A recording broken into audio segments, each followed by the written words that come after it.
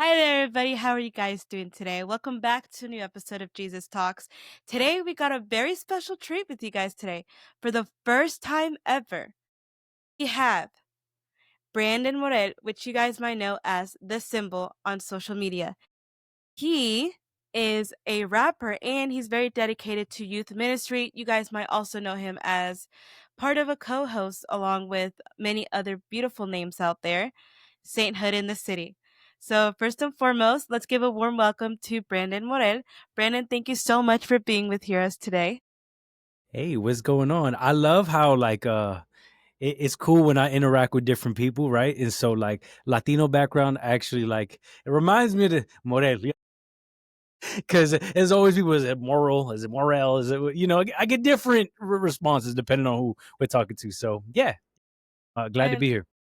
thank you. And then, so for today's episode, guys, we are going to actually be talking about his testimony and the work that he does. Because if you guys know who he is, he's a busy man. He's not only a dad, he's a musician, he does a podcast, and he's constantly traveling, working in youth ministry, and that's actually one of his main passions. So we're going to deep dive into all of that. But first off, let's find out who Brandon is. Where did it all start? Brandon, why don't you go ahead and share with us? Man, that's a those be the loaded questions, right? So where did it all start? I mean, technically, I'm with my mother in my mother's womb, and the Lord spoke, but nah. Um, well, let this. There's no pre-scripted recorded things, right? I think I am how I like to explain a lot of times is I am the kid that was on paper Catholic, but not raised Catholic, right? What I mean by that is was baptized as a baby, right? But more in a sense of tradition, like this is something good. Some do take the little pictures of the baby, etc. My parents were not faithful practicing Catholics. I don't think they even knew really what this was all about. So I kind of grew up loosely connected, right? Did my first communion as a kid, did confirmation in middle school. And again, I'm saying it did, but didn't understand what it was at the time. And again, I don't think they understood what it was. My parents divorced in high school. So, that was its own level of things. And around 16 years old, I got invited to a youth group. This little nun, Sister Mary Eileen, was just kind of saw us. Again, for anybody that doesn't know the background, I'm from the Bronx, New York. So yeah, I think there's like a good and bad to that, right? Like I think some people have this like, oh my God, the Bronx, bad mentality with it. And some of that is true. Some of that is true. But on the other end, I think there's also I'm grateful for the upbringing and being around here. And so she approaches a bunch of us, um, primarily black and Latino kids and just like, hey, we have this thing going on. Why don't you come by? And we're like, all right, cool. We got this flyer. We thought it was just like a party. And get some free pizza, chill. And one week led to another week, led to some retreats, led to me being 18. Well, actually, I'll back up. And again, we'll be real and authentic in all of this, right? Is that getting kind of the idea background. I wasn't introduced to things like chastity or understanding what that any of that stuff was. So I had my high school girlfriend got pregnant. I had my son at 18 years old. And somehow this nun, Sister Mary Eileen, just was still open and was just still pursuing and was like, hey, well, you have these gifts and talents. Why don't you come help? And allow me to be a part of the core team of that youth ministry. And at this time, there was a lot kind of things happening all at once. And so, yeah, one thing led to another. I met a friend of mine who was a Pentecostal youth minister, and he introduced me to Christian hip hop. And I was going through issues, getting custody of my son and all of these sorts of things. And it just caused me to draw closer, to what really was the faith. I'd had these encounters because of youth group, in my junior and senior year of high school, but they hadn't really taken root just yet. So kind of that So what would you say? Okay, so sorry. yeah, So yeah. what would you say before you even entered the youth group? What was your mentality of God? Was it just like, oh, he exists, or was it, or did you not really think of him at all? You're just like, he's there. Nah, I mean, honestly, so I joke about this. All right. So I there was I, there was an appreciation for Christianity, right? I always say this because I grew up in hip hop culture. The first Bible verses I knew. Okay, actually, the way that I knew that Jesus died at age 33 is because of a Nas song. right? Nas put this in a rap verse. And I was like, oh, okay, cool. The first Bible verse I knew was because of DMX. And if you knew DMX, like Lauryn Hill made me think about morality and things like that. But I also say that like I grew up in watching anime. And so this idea, this attraction to like the mystical reality, right, was like a thing. So there was this concept that there is God and there's this concept of there is Jesus, and even like but there's a level of deeper knowing, like he died for you and what that actually means and how that plays out. So yeah, like it's like I had some recollection is like I wanted God and I wanted goodness. Even when because I was doing rap music all throughout, even before I fully came to my faith, I at about 17 years old, I had a couple like major label opportunities. And all of those meetings that I went to, they said you're too conscious for the market. This is the time Lil Wayne is big. This is the time of the T-Pain era. And so like I there was a concept of I wanted something good and better, but I hadn't fully landed on what that meant in my life in Christ and in the church. And that happened, like I said, after that moment, as I'm doing that. So yeah, Okay, okay, okay. You can keep going. Yeah. yeah, I was just curious about, because I like to ask to see what was the perception then, and then when we get to the point of what is your perception now of God. A lot of times, a lot of people they will say, "Well, I thought like I didn't really think about him. I just knew he existed and he was there." yeah, And then yeah, there's some yeah. of us who already had a bit of a deeper understanding. So, Yeah, I mean, and not only an understanding, there was a desire there. I think there was just nobody that I knew that could take me those next steps, that could communicate it in my language, right? I think even if I go back to sister, I think she meant well, trying to translate that for inner city kids. There weren't a lot of materials out there for that to help in that process. And so yeah, like I said, there was desire. I mean, if I had to play a comparison for somebody that maybe would know it now, is like before this moment, like even the music I made was like a J. Cole or like a Kendrick. Right? It was positive, it was like conscious, but it wasn't like God fearing and like I'm seeking the sacraments and need Jesus. No, like it wasn't that. And so yeah, and then so when you became a young parent, like were you did you really have any models of parenting growing up at all, or did you just feel like you kinda just had to wing it at that point? well, yeah, me and my wife talk about this now all the time. This is not my son's mother. I met my wife later on, and if we want to dive into parts of her testimony, we can do that as well too, because she's also a convert to the Catholic faith. Easy answer is no. I had no clue. In fact, I'll be as real as saying this: when I was a senior in high school, when I found out my high school girlfriend was pregnant, me and my father hadn't spoken for about a year. We had physically gotten into a fist fight. It was pretty intense in that sense. And so I say that what me and my wife talk about is like we don't really have those models. Matter of fact, let's use a J. Cole reference. No role models, but I'm here right now, right? Like I mean, I and so we've a lot of times we feel like we're freestyling and figuring it out for ourselves. How can we read books? How can we go to the sacraments? How can we consume positive content online and kind of redefine it? Because we didn't have those healthy examples of marriage. My wife was adopted as a kid also. So like, yeah, And then would you say, like, okay, so once you started working in youth ministry and all, like, did you actually start now practicing, like, the sacraments, or did you not take it as seriously even when you were still in youth ministry? in high school, when I was in youth ministry in high school, I had some deep profound encounters, right? Like in these retreats, it's like, okay, this thing sparked. I had a heartfelt moment, even, moments in adoration. Sometimes, especially when I'm talking to teens now, like one of the first moments where I was like, okay, the Eucharist is real. And this is how, like, fast forward back to when I met the Pentecostal youth minister, and like he introduced me to Christian hip hop. I was like, okay, this is dope. I relate to these people and I'm connected. But I had already believed the Eucharist was real, right? Because I'd had this experience when I was a teen. So the answer is I had started taking myself to mass, right? I was going to confession. Somewhat regularly, and then yeah, like there was this moment. Fast forward again, it was I kind of cram it from that 18 to 21 years where it was like I was 1 foot in, 1 foot out. I was helping sister run this youth group, and my homies were still across the street partaking in activities. And so I found myself between these worlds, and then I'm also like seeking this music career, and it gets dark. I mean, we hear the stories. I mean, even like all jokes aside, the Diddy stuff now, that stuff is real. Like I could tell you, I've never been to a Diddy party, first off, number one.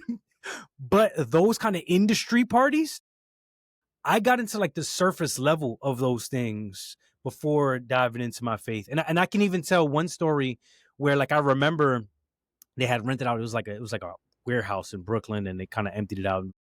And I literally remember, because this is a moment where I'm kind of in between, vacillating between them. And I literally said to myself, I was like, this is evil. And I left everybody that I was with, took the train back up to the Bronx and just like left. Right. This is right around before that moment where I made that full commitment. So yeah, the answer is like yes and no. Like there was a time of wrestling in between all those things. So yeah. And then, when did you realize, like, okay, like maybe I should start doing Catholic rap in specific? Because obviously now we see that you're putting out a lot of music and, so how did you finally get into, and is it hard is there part of you that still kind of desires, kind of maybe like, man, maybe I should have taken my career a little bit more seriously and I could maybe be a little bit more popular like some of these artists out there? Are you comfortable? Are you pleased with where you're at right now?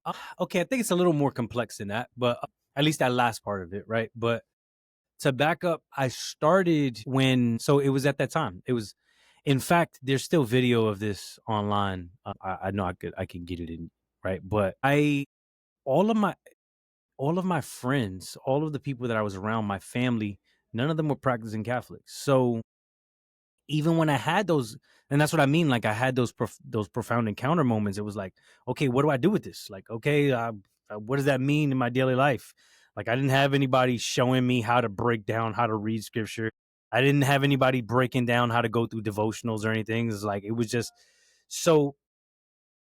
The moment where like I finally like, no, I'm gonna do this. It was around that time. I was about 20 years old. This friend that introduced me to Christian hip hop. I had gone to a few of those concerts and some of those things, and even some things in some of the Protestant churches and like, events where they had them going on. And there was just this kind of tug on my heart, like, nah, but I believe in the sacraments. I also had some devotions to saints like Saint Padre Pio, which we probably could go into at another point. But I remember just it was a crazy idea. Like I remember leaving one of those things and I was like, well, God, and at the point at that time I knew nobody Catholic doing this, right? I'm like, well, maybe I will be the Catholic rapper. Like that's literally the words I use. Like I'm the only one in existence. And it was just like, so the video I'm talking about that's online is we had a release event for a mixtape that I was putting out where I was kind of exploring themes of spirituality, but it wasn't fully like I had made the commitment to Catholicism. This is right before this time. And like in literally a bar in Harlem where like everybody in the room, nobody is Catholic, nobody was going to church, not even Christian practicing, like they drinking, chilling. And I was just like, hey, I'm from this day forward, I am the Catholic rapper. I made this public declaration. And so that was at 21 years old. Like it was October of that year. So yeah, I mean, that was that. Now, the other question about like career more seriously and all of that, I think in the same way I said for parenthood, there was no template. There's no template for Catholic hip hop, right? It started as, okay, I go to a few youth groups or a few events here and there. Some of that led to then, hey, you come share your testimony in a few songs on bigger retreats and bigger, conference stages. And then it was sort of a natural progression where sometimes at these bigger events, I would find out that there was nothing follow up for the kids afterwards. And like, I'll name a particular event. There was one in Massachusetts where some of the kids came to my table afterwards and they shared with me, like, you know what I'm saying? And they asked me to pray with them and all of this stuff, some just like dark things that they were dealing with, right? And I knew that there was no local youth group for them to go, and there was nobody that was going to be able to walk alongside them. And I remember this thought in my head of like, okay, the event was cool, but God, is that it? And that like had this like kind of like burden on my heart, like what's next? Fast forward, similar things like that happened at other events, right? And then fast forward, there was a retreat I was invited to down in Houston, Texas. And while I was there for the weekend, again, I just came in to rap, share testimony, a little word here and there. A young person with their family reached out to me afterwards and asked me to be their confirmation sponsor. And I remember thinking to myself, like, yo, I'm just a dude that came to rap for a weekend. It was like that was like the high point after all these other experiences of like, okay, but what next? And I remember like I was just like, I have to find a way to get into full-time local ministry because here in New York, like it didn't exist. I mean, they're full-time, part-time, like nothing. Like, you know? Did you actually become the sponsor of this child or I no though? did, I did actually. Okay. And years later, I actually, because I got to keep up with them through college and all that other stuff, was there to witness their wedding. Like you're like all of like, Oh, so it's a okay. relationship that's kind of been built throughout the years. So that's what I'm saying. Like I think it's this has taken different forms. Are there times where I'm like, okay, I wish that I could do more with the music? Absolutely. Like that's my first love and my first art with it. Ultimately, I want young people to experience Jesus, like not just have fun in a rap concert, right? Like let that be the starting ground, not the end all be all. And so if I would have to say, like I did maybe where in the Christian hip hop circle, those artists can just be an artist. And there are pastors and people that have walked alongside them. Yeah, I haven't had that. It's like I have to not just come and rap for the event. I'm gonna set up for the event, break down, plan, meet the team, create packets for that family to go home with. Like I have to, I'm be involved in every step of the process. And so, And this yeah, is for your own church or is this for like helping out in other dioceses a as bunch well? of different both and Okay. yeah, both and So obviously, we see that you're very, very passionate about youth ministry. What do you think some of the things that you think that we can improve on when it comes to youth ministry? Like especially setting up for events or for churches, because a lot of times, from what I've seen, I know that COVID took a really huge hit on a lot of youth coming to the church. So like, so for me, for anybody, for any churches maybe out there that are listening, they're like, man, I'm struggling to form my youth group, or I'm struggling to set this up and we're not sure how to start this, how to do this, like what would be some like practical, maybe practical advice that you could possibly give them? yeah. Before I continue, is there an issue on the okay? Because my computer just did something weird. No. Okay, cool. Mine looks all good. Okay, cool. Because like, okay. So where do we start? I think you start listening to the young people. Like that sounds like kind of simple and easy, but I think you need to because I've seen situations where people think this is what the kids need instead of actually listening to what they need. And in different communities, that can just look different. In the majority of the places where I've been, and I think this is where one, because it's a part of my own story, but two, the more I do research about millennials, Gen Z, Gen Alpha, and I meet kids in all these different areas, my story is I thought was an isolated incident is actually more common. The story of broken families, the story of broken homes, the story of families not practicing the faith, the story of not having community and support in so many ways, right? And so now, and I say that as a preface is because there are particular parishes and communities where you do have active practicing Catholic families.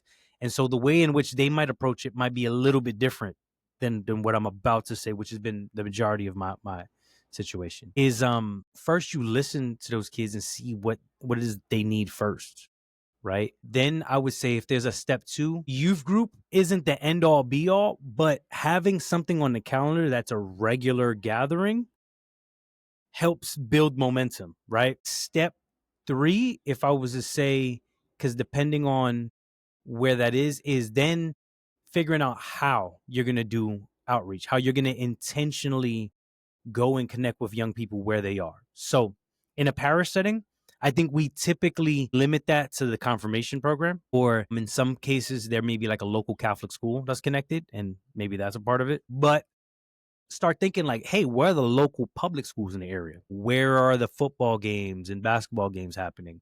Where's the local McDonald's they hang out at? And how do we intentionally like build bridges in those places?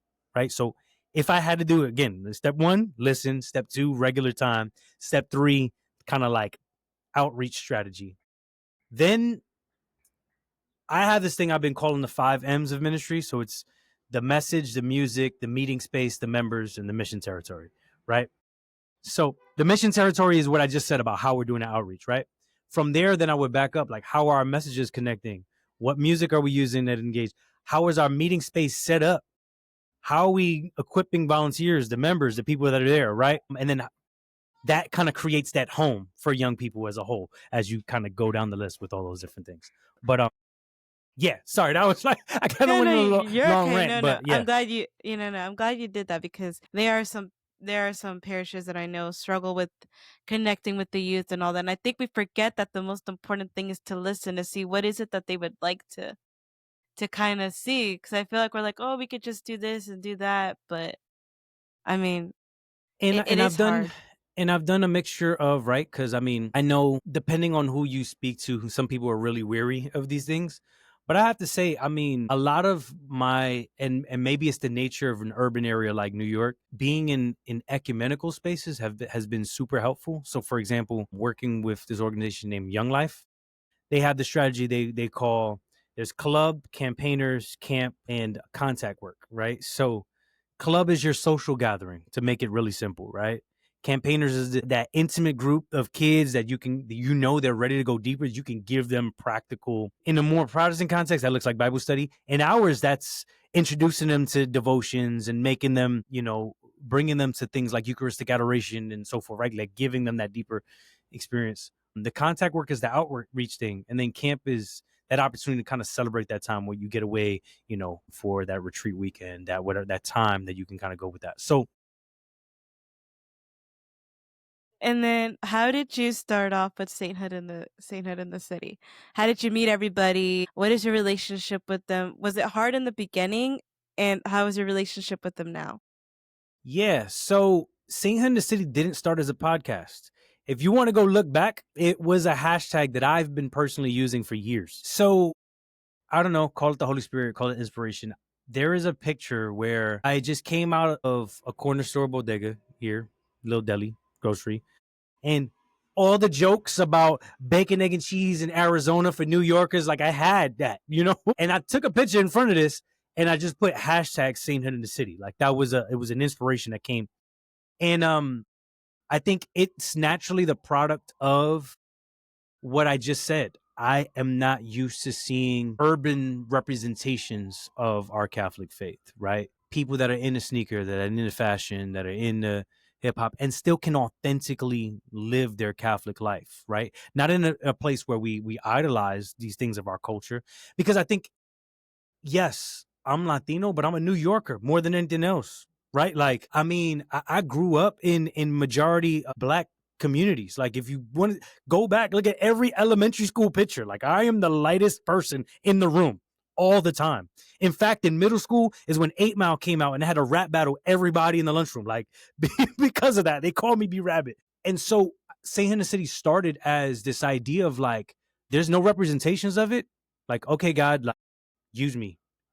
Now, in that same light, Father J, before he became Bishop J, first time I met him was when they were creating the youth ministry office for the Archdiocese of New York, because we didn't have one. And I remember going to this event. It was like a meeting downtown, and they brought together different people. And I just see this priest at the other side of the room, and they were asking, kind of like you just asked a little while ago. It was like, they were like, hey, what is it that the kids need? And everybody in the room was saying different stuff, social things, this, service opportunities, right, right. And Father J, he stands up, he's like, nah, holiness first and foremost. He was like, I love Saint Francis and I love Saint Ignatius, and he goes, but I need to see a saint statue with Air Force Ones on and a Yankee cap, like, right.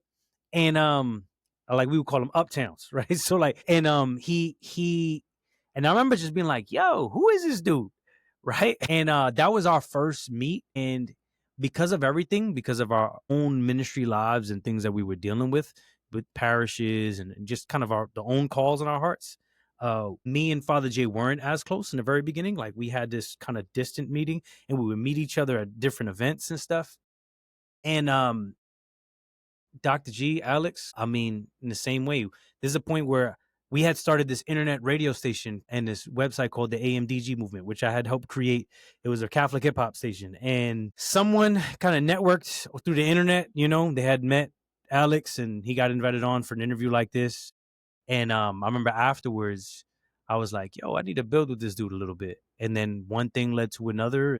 We served in different events nationally and locally together, because he's down in Houston. And then, like, that's literally one of my best friends. Like, that's the godfather of my daughter. Like, like, that's the connection of that. And then Henry's connected. I've known Henry for years through Father J, Bishop J now, right? But it's always weird. I feel like I always have to clarify that for people now because it's like in my head, obviously I respect the bishop office, but it's just he's Father J. Like that's how I know him. So yeah, Henry was a part. Basically, Henry's wife grew up in Bishop J's first youth group. So that's like literally like his children, like they how close they are. And yeah, so the way it turned into a podcast actually was during COVID. There was just like this. We just decided, because if anybody remembers during that time, like seeing the videos online of how it looked in New York City, like I was still in the thick of it. Like I was still involved, and I was out there dealing with people and a lot of things. And it was almost like a group therapy session. Like we just like jumped on a call every Thursday night. Like, let's pray together, let's talk. And it just kind of accelerated these behind the scenes conversations we'd had at retreats and events. And it was just like, well, what if we, it's time to like kind of record this and put that out there for people the way we always hang out with each other. And we talked to Husto from Kari Films, Ivan from Audio Geeks, and yeah, we recorded the first season there at St. Anthony's at the Charismatic Center here in the Bronx. And again, no idea, no budget, it was just like, we're going to do what we've been doing behind the scenes for years and put it on camera.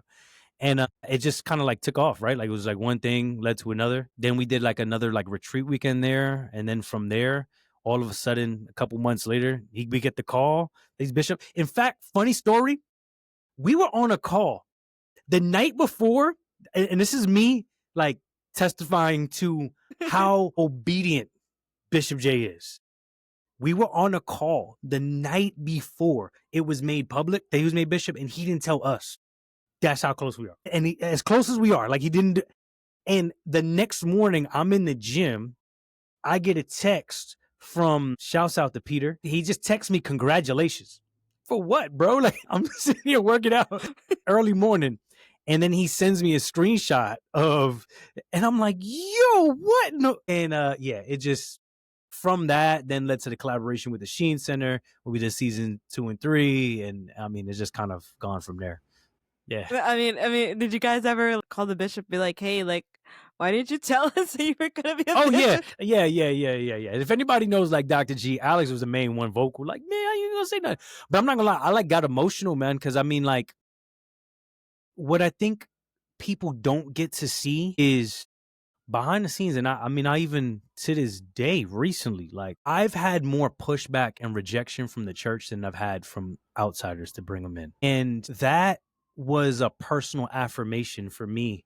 Like, yo, the church recognized him as bishop. Like, man, and he's one of us. It was in a sense like, oh, the church does see you. Like, because there's so many times that I like that. And I've said this to people behind us. It's like, man, I've spent my entire adult life, I feel like, fighting for a church that don't care about people like me. You know what I'm saying? They still wants me to tone down and not be my authentic self. Yeah, that's what Sainthood City is. It's meant to represent that for those people that feel like that, because that's how we felt. Thank God we've had the grace to keep pushing through and keep getting opportunities and keep sharing and keep learning and growing with Christ in the process. Yeah. Yeah, I listened to well, actually several episodes, probably more than I should admit. But I love it because every single time when I listen to you guys, it just feels like a room full of brothers. That's how it feels like. It feels just like a normal conversation like you would with like your friends. And I love it because it's not for me personally, I don't like things that are too formal. I like it when it's just like an easy conversation and just kind of keep it flowing. And I love the fact that you guys did that. And I love it that you guys don't keep it just aimed towards men. Like I realized that you guys do more general more than anything, which I actually pretty much I like that's why I think that's why I enjoy it too. Because I can notice when something are specifically for men and when they're for women or when they're for both. But I think the way that you guys are doing it, you guys are connecting to both. And I honestly like I think that's a beautiful thing. Y'all changed my and here's the crazy part. I was so as a Catholic, like now that I'm really starting to get more deeply into my faith, one of the things I would struggle with was like the saints intercession. And like I never really was able to grasp it so well because I've been around Protestant friends my entire life and I didn't really have like a good foundation starting off. Like I went to catechist classes, but they didn't really teach me much, if I'm honest.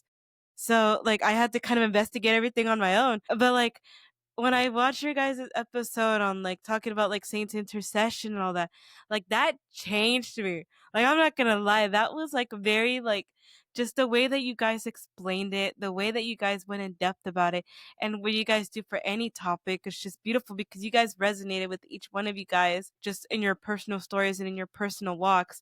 And so, like, that's also another thing that I really like is the fact that I feel like I'm learning something new every single time I'm watching you guys. And I can see that you guys have a genuine love and respect for each other as well. So that's also another Well, beautiful no, thing. I mean, I appreciate that feedback. I mean, like if you can kind of gather from the background story, it is just a room full of brothers having conversations about stuff. And I mean, and I think that's part of maybe in a time where not just in the church, but I think in the world where people were searching for that authenticity. That's part of the reason why maybe it's connecting with so many people.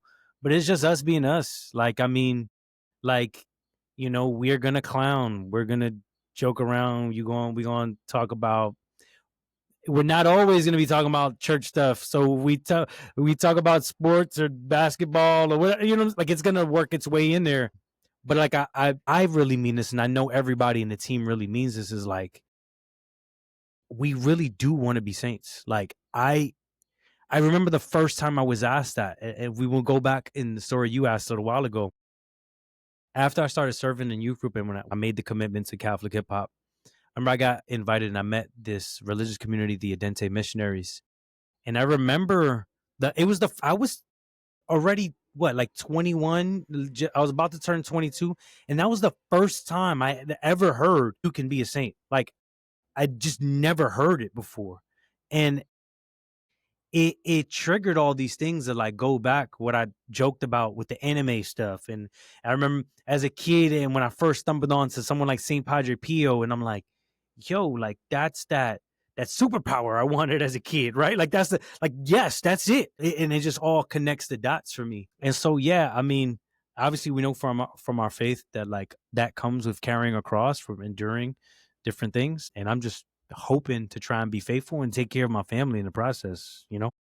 I think it's a beautiful thing what you guys are doing, and I think you guys are funny. Like I don't think there's an episode where I haven't laughed because you guys are so there gets because I realize like there gets a point like for anybody that's watching, like if you guys watch your videos, like there gets a point where everybody gets really excited to talk, and then you guys all talk over each other, and it's just like because everybody wants to like everybody wants to like no but this no but that, and like the bishop is like okay like let me and then he gets the final word in, which what cracks me up because I'm like man, I'm like I'm like look at how much fun we can have talking about different things, and it doesn't have to be necessarily things of the world.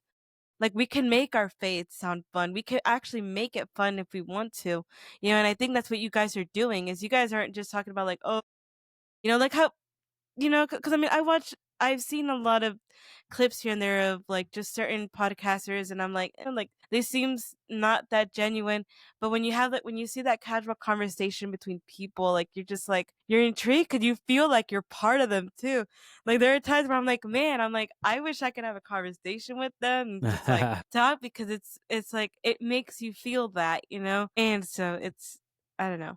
Yeah, no, I mean, I think, yeah, like, I mean, we're gonna roast each other. We're gonna like that's just because of the relationship that we have. Like, I can do that. It's like you do with your family members, right? It's just like yeah, you make fun of them. So I mean, I mean, we it's a mixture of all that, and I appreciate how like patient Bishop is with us because sometimes we be, and I hope like it's funny, like lately, especially with the bishop thing, right? Because initially it wasn't bishop, it was father. And even obviously we should have the respect for father, but I think there's a different level of eyes on it now because it, and I just pray that nobody takes that as like we're being irreverent, because it's not. It's just really like it's an expression of our genuine friendship, you know? Yeah, I think you guys have a different relationship, and so I think that's why that's what even though if people see it wrong, I feel like it doesn't matter because he knows you guys and you guys know him. Mm. So it's like you know what way and what intention you have behind your words and the way that you guys speak to him and all that. But I don't think if it's bad. I love it though because it doesn't make it seem too formal, which is like I love that, you know? Or at least for me. I know a lot of people like to watch a lot of more formal stuff and I'm like, that's cool. Yeah, But no, that's just not me either. Like, I it's not mean, me, like, I yeah. just I can't sit through, like, a formal interview and be like, "Oh, you know, this and that." I'm like, "Cool." But, like, okay, I'm like, "But I wanna hear conversation. I wanna be able to connect with what you're saying."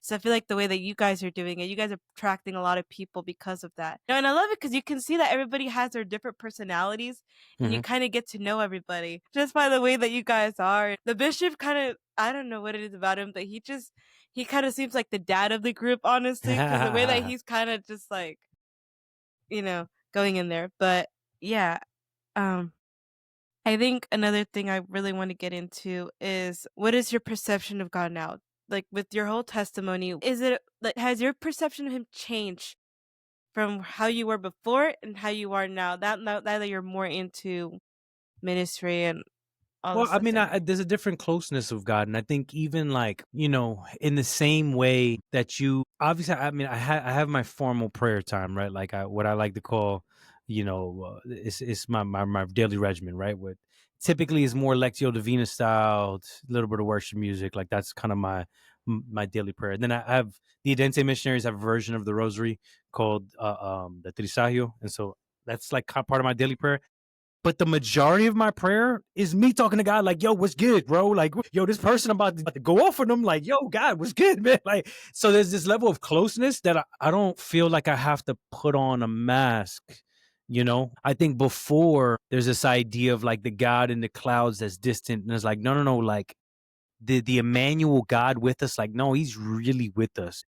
Even in like situations where it seems difficult and even recently, like I said, there's some things that like we've been dealing with, and I'm like, I told my wife, I'm just like, nah, I can genuinely sense this is from God. Like, and I'm like, this is meant to be what it is. And he's assured me in that process. Yeah, I hope that answers the question. There's just a level of closeness, there's a level of understanding where, in a sense, at least this is the way probably this is the best way I could put it. Now I can think about it. I have this visual that I do a lot of times. A lot of times when I get come in and speak to confirmation groups, but in general with like youth ministry kids, where I'm just like, well, actually, let's use this. Like, I have this cup, so I have juice in the bottle over here. So, right. So, like, I think a lot of times we have this idea of like, okay, God has everything, or the church has everything. Prayer, I go to prayer to receive from God. He pours into my cup. Then I go into the world and I share that with people, and I get empty again, and I come back to God, and He fills my cup, and then I go out and share it with people when I get empty. And some people drain all of my cup at one time, right? Like, but I think the visual that I like having now is like, well, this is me, and I'm surrounded in a community of cups of other people, and I don't leave that presence of God. Like, He just keeps pouring, and I never get empty because I just keep getting spilled overflow into the other people. So it's not a back and forth. Yes, there's mass. Yes, I have my daily prayer, but that's not the only source of me receiving that grace from him, because I can sense it even in a conversation you and I are having. I can sense it even when I'm walking to the corner store. I can sense it when I'm driving, when I'm making music, when I'm listening to music, when I'm in the gym. Like, all of those things are part of my prayer life and walking with him. So, yeah.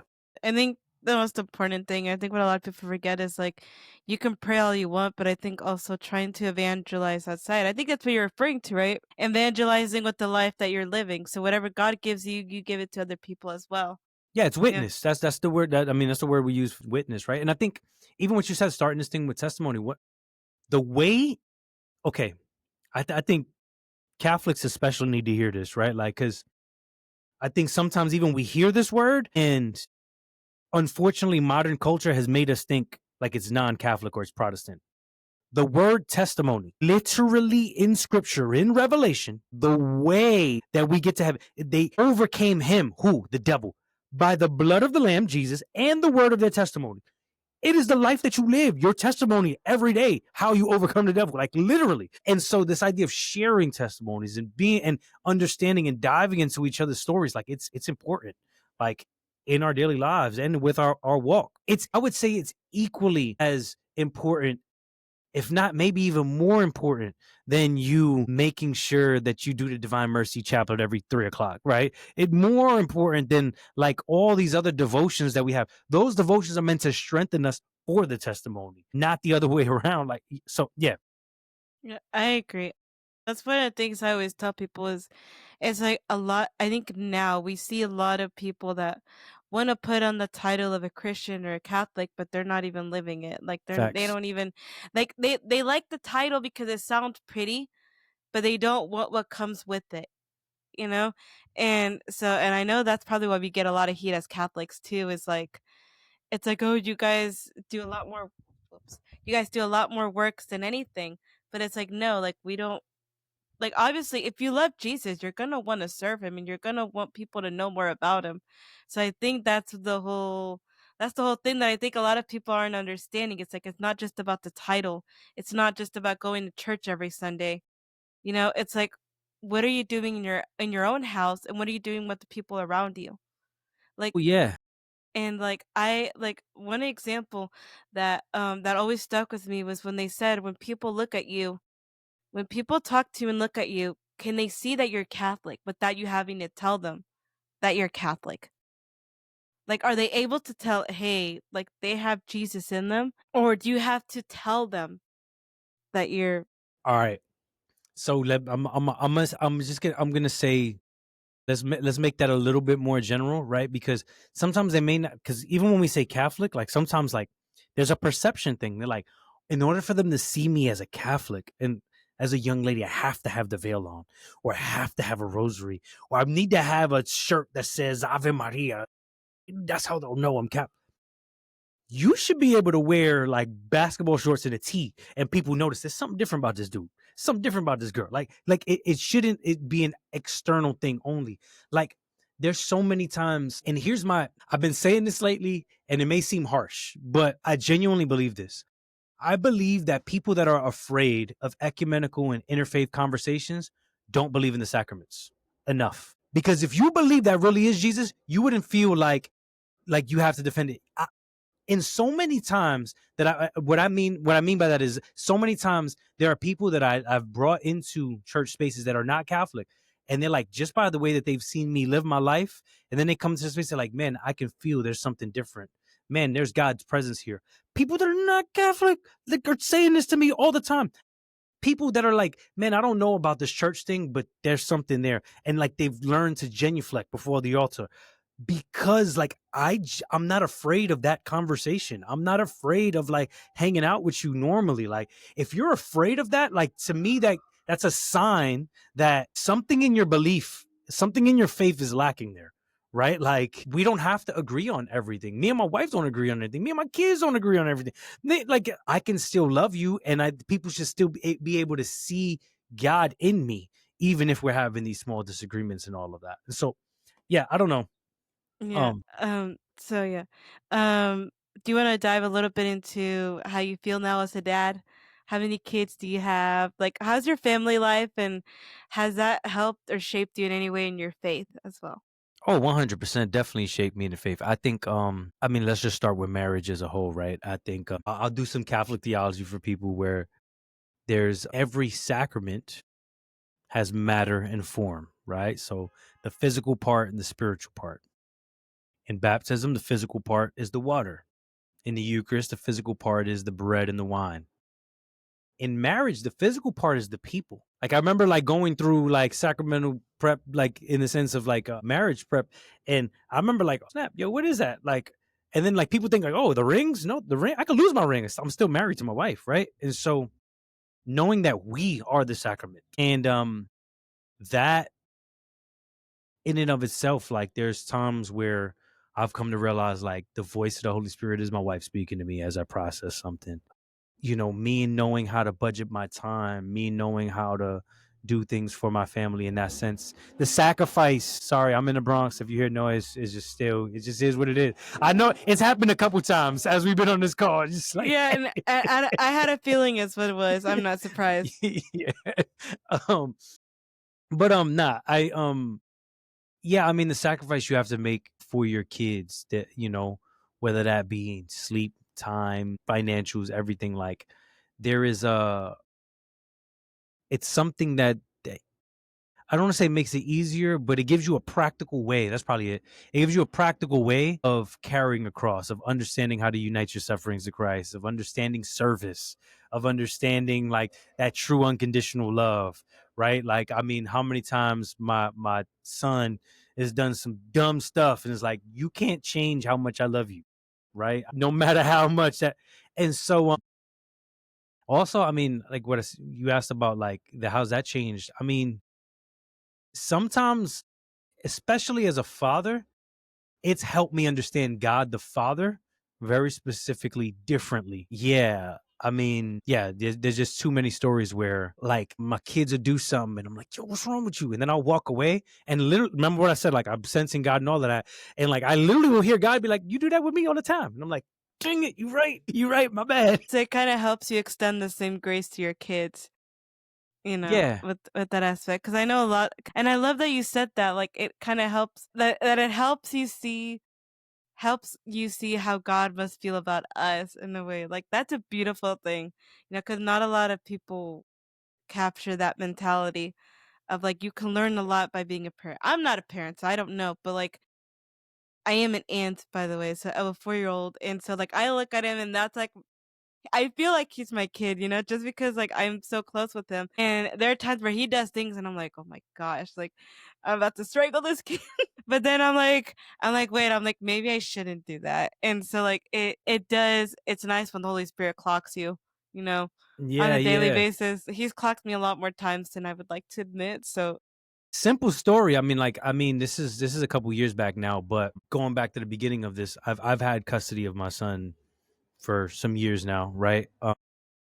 And I remember after all the drama and stuff I went through with his mother, everything like that. He was here. He'd been here for a while now. It was one day I just woke up. You wake up in the middle of the night to use the restroom, and so I passed his bedroom, and on the way back, like I just looked in, and it was like this moment. I would call it like a mystical moment. It was a moment where it's just like, I was just overcome. Like it was just like I got emotional. I just kind of looked in his room. He's asleep, and I'm just like, man, like how much like the love, like and that feeling it overcame me. And I like stopped like in his room and I stood there looking. It's a true story. And I'm like just standing there and I'm like, and then he like wakes up and he's like, Dad, everything okay? And I'm all like teary eyed and I'm like, dang, that was kind of creepy. I'm just in his room looking at it. But in a sense, like that really is like how the Father looks at us. There's this like that overcome of love and being able to experience and share in some of that, you know? you know what's funny? It reminds me of the story of like when I went to Mexico and like my grandma. The way her house is set up, the room is separate, a little bit more, little farther away than the house, and it's so funny because like one time I woke up in the middle of the night because I felt like somebody was watching me, and it was her looking out through the window. She was just staring at us sleeping, and I'm like, what is going on? That's hilarious. Yeah. But it was the first time that we actually got to like see her, so that's why it like for her, like she just told us she's like I just needed to check to see that you guys were here. Mm. And like my grandfather, like he also got very emotional because it's the first time that we've gone over there to go see them and meet them, and like that's the first time we even saw our grandfather, so that was really cool. And so like I'm just like, man, I'm like, but y'all could have done it a different way, not just Yeah, yeah, staring at yeah. me sleeping. So I can imagine your kid probably like, what is going on? Yeah, yeah, yeah, yeah. And you know what's funny is that you could tell when somebody's staring at you.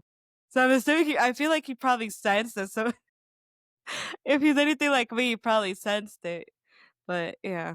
Yeah, and it wasn't like a thought. Like again, like I said, I woke up out middle of the night, I walked by and I happened to look and I got emotional and I'm like sitting there having this moment, like, man, thank you God, or whatever. And oh, man, actually that was kind of creepy. Why I do that?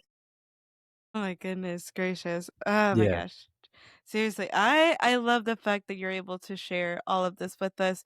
What do you think that the Lord is teaching you now in your faith during this stage of your life? Man, I would say there's a different level of trust, like a newer depth of trust. Yeah, it's interesting because it's one of those things like how much do you share intimates of stories, right? But I know that like God is stepping me into a particularly new season, and there's a new level of like, hey, do you trust me? Do you trust that that last season and those things you just went through and the pushback you got, like that was good for you? Don't you see the things you learned from it? Don't you see how you can apply it now? I know there's not a clear path way in front because sometimes we try to map out, like, right? I mean, going back to your question earlier about like, man, are there times I wish and going back and yeah, in some cases, yes, but then in some cases, when in my real prayer life, I'm like, nah, I know I'm where God has wanted me to be at. Like I can sense that and I can trust that and he's challenging me to trust it even more, even when it's not making sense, even when there's still some confusions or doubts. And I've been learning like, okay, I just need to do this next step, this next thing.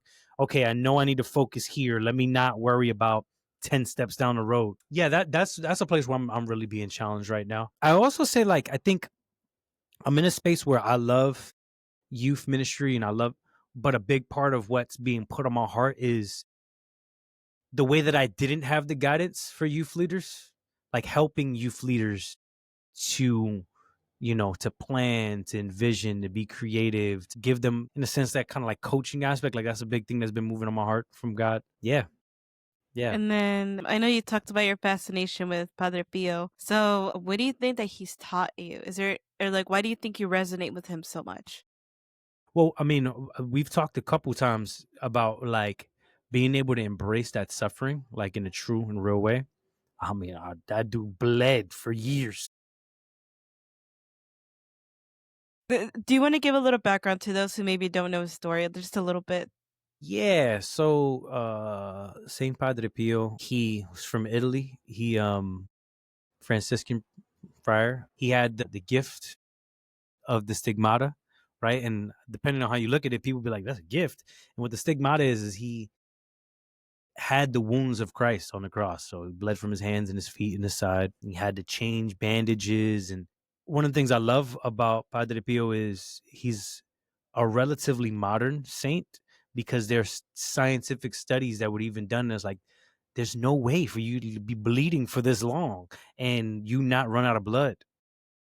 There's so many miracles attested to, whether him in the confessional or him at mass or times where he was the brothers found like heard banging in the night and he woke up with bruises and he was literally attacked by the devil in his sleep. Like, I mean, there's so many stories if y'all want to go look into it. But yeah, I mean, super mystical. I think he's an example to me. I like to say this to people. My personal spirituality, like my daily prayer is very contemplative, right? Like again, I'm very Lectio Divina style, whatever, but a big part of my spirituality is very charismatic, and I do believe in those gifts of the Holy Spirit, and I do believe in miracles and signs and wonders and all of that.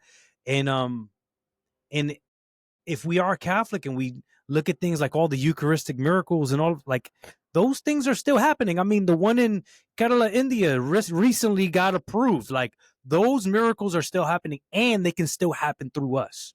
And so, Saint Padre Pio to me is a sign. He's a symbol of that being a reality. And yeah, And then I guess the next question would be like how do you what is your perception of Mary, our blessed mother? Mary. It's funny. This is one of those things. Like when I say this out loud, most Catholics like I've struggled with my relationship with Mary. I have two. So yeah.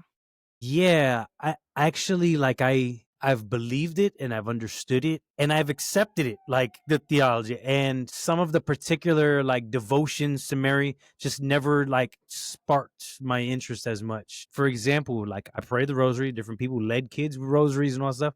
But if I had to like choose, like just for my own, like I'd rather pray the Divine Mercy Chaplet on the rosary beads than the regular rosary, right? I remember I tried doing the consecration to Mary a bunch of times, struggled with it. I remember like kept getting like I would always get sidetracked and mess up with it.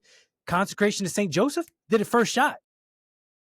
I'm currently doing one actually, and so I'm really excited. It's the first time that I've ever done anything like that. So I'm really excited because I'm already on day 3.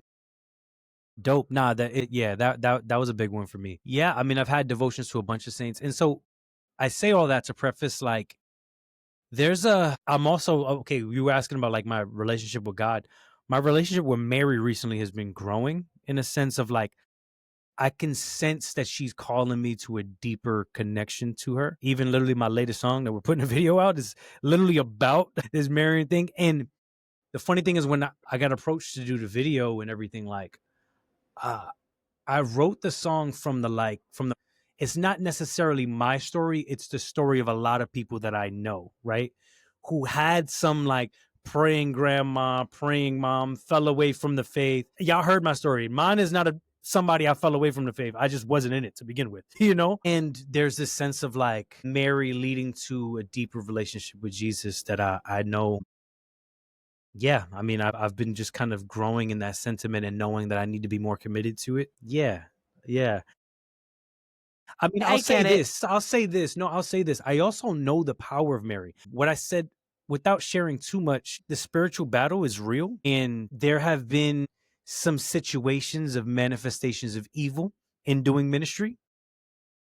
And I've seen how, when I call upon Mary, there is a different reaction in the room that calls a different level I've of seen it power. happen too. Yeah, I've seen it So happen too. So I know what you mean. And yeah, So it's it's again like intellectually, yes. The heartfelt thing, I'm currently growing in that relationship with Mary. So yeah. yeah. And I do realize that, like, and you know what is funny is like you're not the first person that said that, and it's funny because I feel like when I hear you talk, I hear myself talk, and I'm like, man, I'm like, are we living the same life or what? Because I felt that, because it's the same way. Like I feel like I'm just now starting to focus on my relationship with Mary. It is a little hard because I've never done anything with it. But cause at first I was like, "Why?" I'm like, "Why am I struggling so much committing to her specifically?" And I actually found out why it was. I found that it was because of my mom issues actually. And that's the reason why I couldn't that's why I found it so hard to devote myself to her and to call upon her, was because of the issues that I had with my mom and with female figures in my life. But I think that the Lord has been really working with me through that as well. And so I feel you and I get it. Like I get it because I mean you understand it and you accept the fact that like yes, Mary is the mother of God. You accept the power that her name holds as well. But it is hard when you haven't really been brought into like having that relationship with her. And I'm the same way. I would rather play the Divine Mercy Chaplet than pray the Rosary. And that's just because like, I but I've love doing actually been novenas to different saints and different things. Like, yeah. yeah, but I mean, yeah, and I don't want anybody thinking like we're crazy, but like it's just I think it for a lot of us it just takes the time to really dive deep into it. So I'm really probably got to do that. And I think my last thing would be, do you have any advice for men who are maybe wanting to get deeper into the faith? Now, because of society and the way that society views men, especially, I know that it can be very hard and not a lot of people want to express their faith because of fear of judgment, especially between men. And, a lot of people are like, oh, like, that's weird. Like, seeing a man passionate about the Lord, that's weird in society's eyes. So, like, do you have any advice for these men? Well, yeah. It's funny. I have a personal belief that the issues we have in the world is because men haven't been men. Period. When you want to talk about politics, if you want to talk about the faults and failures in religion, you want to talk about the faults and failures in family, you want school system, name it. Because you haven't toughened up and been a man is why our world is jacked up. Now, that comes with some pressure. Yes, I get it. Like, for real. Like, I get it. I'm a dude too. And that is why you need the faith. That is why you need God. Like, because in the places where I do fall short, the places where I know I still have my levels of insecurity, where I still have my self doubts and all of the things that I worry with, knowing that I don't have to have it all together, that God works with and in me in all that is a big piece. And so, yeah, here we go back to the Bronx again. I love it though. I love it. It feels more natural. Yeah, more natural than my background. But nah, I mean, I think we're at a time also where we need to see men stepping up, like go volunteer, go get connected, go. I mean, recently, I'm saying recently, but this is at least a year ago, maybe a little longer. Everybody talks about the big thing that happened at St. Patrick's Cathedral with the different letters community rainbow flag, right? And they Yeah. kind of stormed St. Patrick's Cathedral. There was a whole thing. I know people there, and yes, there's security, and yes, and all that stuff, but a lot of them are older men, and a lot of them like. So I'm speaking specifically to young men. I'm speaking specifically not just what happened there at St. Patrick's, but in general. Things I've even heard stories of, like, the people that prey on children. They look at how the father is. They see if they can. Like, part of your role is to protect. Part of your role is to things that we see with the school shootings. All like they would second guess more if they saw strong men ready to like stand up in these places. Like, that were ready to protect, that these women and kids weren't left alone, that our churches were protected, that our programs were protected, like all of those things, right? Like, and there's a different sentiment. And I have to say this, like, shouts out to the ladies that have been holding it down. Like, you go to your average school, most of the teachers, most of the faculty, women. You go to your average catechist program, volunteers, women. Like, you go to, like, across the board, women been stepping it up, like, across the board.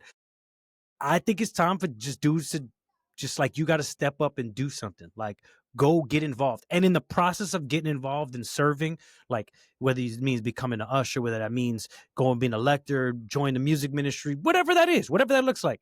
I think in the process you'll learn what devotions you need to take up to grow in your Catholic faith life. And so that's my personal spiel. And then also, I know there was a recent story. It was a while ago actually, where it was like they were invading a different place as well. They were trying to, like, I think, attack like the Eucharist or something. And a man actually, I think he died. He dived. He died protect that. And I'm like, dude, I'm like, how many of us are willing to die for the Eucharist or die for Jesus? And it's like not a lot of people are willing to, not even women, not half of the women. Like, you may see us serving at church and stuff, but it doesn't mean we're perfect because we're just as messed up. But like, not a lot of people are willing to do that. So I look at that and I'm like, that's what a man is. I'm like, I believe that that man knew what that stood for, and I believe that that man did the right thing, sacrificing his life for. Obviously, I don't think he wanted to die, but like, I think it's beautiful that he. I think somewhere I would like to think that deep down inside he knew that was Jesus, and he knew that Yeah. he needed to do in that moment. It's like, how many men are willing to do that though? Yeah, again, and again, that's we're talking faith there, but I'm going to extend that further to all the mistreatment that we see for women and children. It's because dudes ain't stepped up and being dudes, bro. Like, yo, go do some push-ups or something, man. Like, put some bass in your voice and, like, go do something. Like, man up. Like, and I don't mean that in a negative sense of, like, and maybe, like, it's funny. Recently, people have been telling me, as much as Americanized as I am, that maybe this is influenced by some of the, like, Latin machismo part of me. Like, maybe. But at the same time, like, I know that God made to lead. If you want to do basic, like, scripture covenantal theology and all stuff, men, like, covenant was with Adam. You know what I'm saying? Go through the covenant was with Jesus. Like, let's go through all of them. David, Moses. It was men are built to lead, not in a, like, self, like, who I'm the man, I'm the greatest way. No. In a sense of, like, service, in a sense of, like, you're able to bear that burden for the women and the children and for the church community as a whole. And then you could also kind of just look at Saint Joseph too. He was silent, but he was obedient. Not once did we see that he fought back with everything that went on. One of the things that my friend was telling me about last night was like, if you think about it, why don't people wonder where was Joseph when Jesus died? Why is it that when the angel came and prophesied only to Jesus and Mary, he gave no prophecy to Joseph? Like, deep down, you think about it, and you're like, I think Joseph deep down knew he wasn't gonna be there. I mean, could be. I mean, I think there's a level of patience, there's a level of self, like being secure in your manhood, like that thing. I think the guy that feels like he needs the stage and the microphone and all the attention, there's a level of insecurity connected to that. So I think the fact I that see a lot Joseph of that with the alpha males and all the percent, it's an opposite idea. Like, yeah, like the red pill, like that's they're trying to fill a void, but they're going about it in the wrong way. Like it's still self-serving and not like God serving, community serving, family serving, and all of that. And in a sense, it's still a weakness. So why do you think men are scared to step up? Do you think it I, has more to do with society or with like not enough security in themselves or not enough support from people around them or I think it's a mixture of all those things, but I think also it has healthy masculinity has not been modeled. So like before, like I remember, like I've been saying this for years. Like people can scroll back in the clips. Like I've been talking like this for years. I want you to think of before, and we'll name some of the like the Andrew Tates, the red pill people, like all of that, right? Who is a positive male model in society? Can't name one. You can't. Like yeah, you can. I remember, this is gonna derail a little bit, but I'm gonna connect this to manhood. A couple years back, there's this museum here in New York City called the Cloisters, where it literally is like they took pieces from Europe and put it back together here, and so it's a lot of religious art and so forth. And I remember we took this group of eighth graders. It was myself, pastor at the time, Father Brendan Buckley, and these kids. And the tour guide brought us in this room. And I want to say the room was called the Hall of Heroes, something like that. And they were talking about heroes from like medieval times. And it was like, it was always like the knights and the kings and the bishops and right. And as this art and these tapestries up, the lady just asked the kids like, "Hey, who do you see as heroes today?" The room was silent, and then like they all were just kind of like looking at each other, and she was just like, "Yeah, like heroes. You don't know any heroes?" And then finally, one kid was just like, "You mean like Marvel heroes?" And then some kid hit him was like, "No, stupid, like real people." And then like another kid was like, "Well, like Martin Luther King." And then she was like, "Yeah, yeah, but like people alive today." They were silent. They couldn't think of one. And then like after a while, they're like, "Well, I guess," and they were kind of guessing at it. That tells me a lot about the adults and the leadership and the authority of our world today.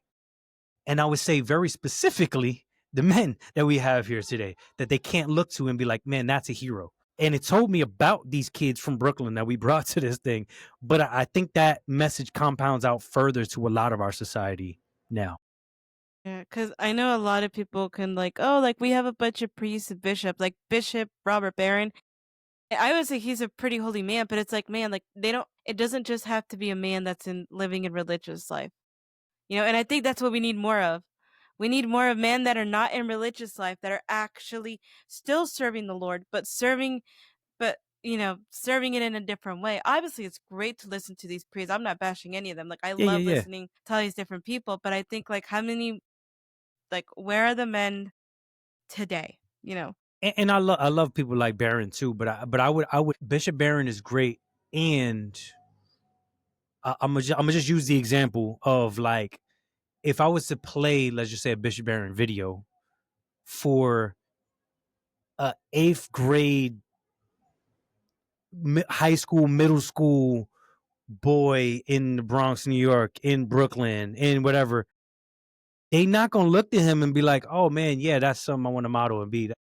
The relatability factor isn't there, unfortunately. Like, right, at least for them. And so, what I mean is like every community should have these people stepping up, right? No matter where you're from.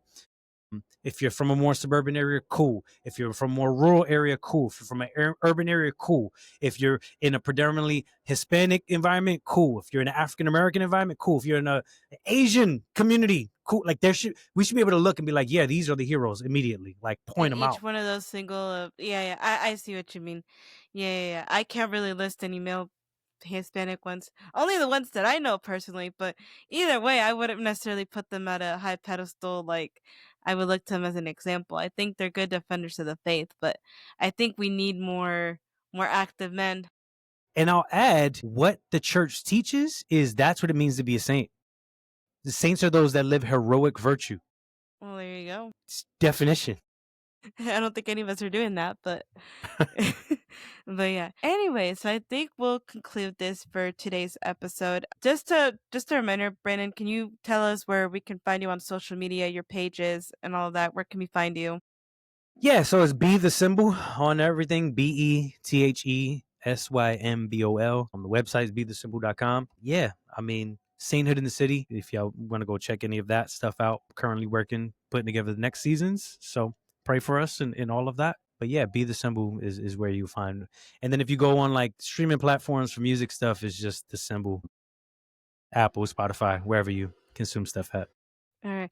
Thank you guys so much for watching today's episode. Thank you, Brandon, for being here with us today, taking the time to talk to us and share with us your testimony, your background, and even some good advice for the men out there, which is going to be great because I do know a lot of men who can use this talk. So, And I apologize, people. I'm intense. Like I've understood that lately. Like I do, and people are like, "Oh my god, that's the way my brain works." Maybe I've just seen too much things. So, love y'all. hey, it's good. I love it. I love it. So I don't mind at all. So don't worry about that. No, if you get offended, maybe it's because it checks you. I mean, that's what I like to tell people. If it offends you, maybe the shoe kind of fits. So I think that's why we need to kind of, I Yeah, don't no, think we need to, I don't think we need to stop speak anything, especially when it comes to the faith, especially when it comes to becoming true followers of Jesus. So you can't really sugarcoat that stuff. So I appreciate your honesty and I really do appreciate your perspective on all these different things. And I appreciate the time that you took to talk with us. no problem. No, thank you for having me again. Thank you guys. I'll see you guys for the next episode. Make sure to check out Brandon. All of his social medias will be linked down below as well at the end of this video. Thank you guys and God bless. God bless. Peace.